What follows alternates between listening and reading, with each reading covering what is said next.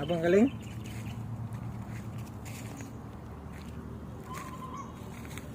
Abang Sam Galing. Sangat tengok dia.